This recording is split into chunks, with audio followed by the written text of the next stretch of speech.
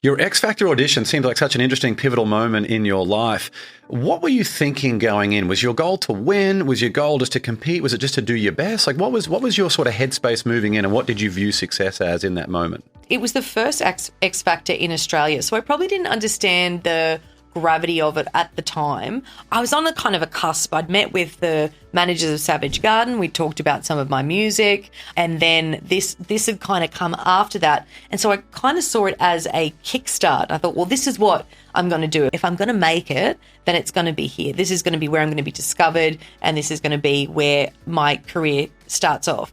Now, I was studying psychology at the same time at uni, so I was kind of at a crossroads. I'm here, like, do I want to help people, or do I want to go down the entertainment, which had been my passion my whole life, you know, ever since I could talk, I wanted to sing when I was 8 years old.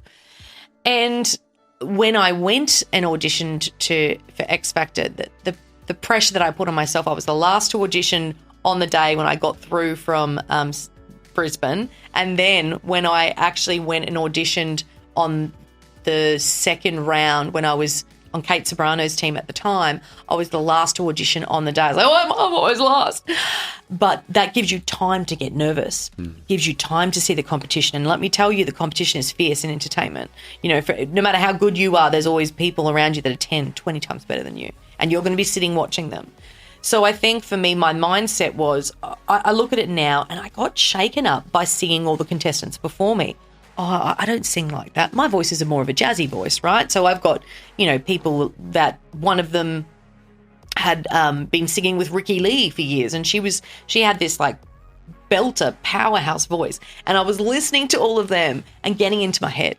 And by the time I auditioned, I was out of time. I really messed that audition up.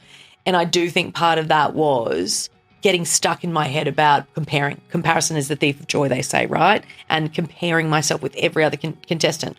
Whereas I look at that now, I was like, I was unique. I had my own voice. How can you compare someone's voice to someone else's when they're completely different? So definitely didn't recognise the magnitude, but when I was in Melbourne, I did. When I was around all the other singers, I surely quickly realised, wow, these people are pretty amazing.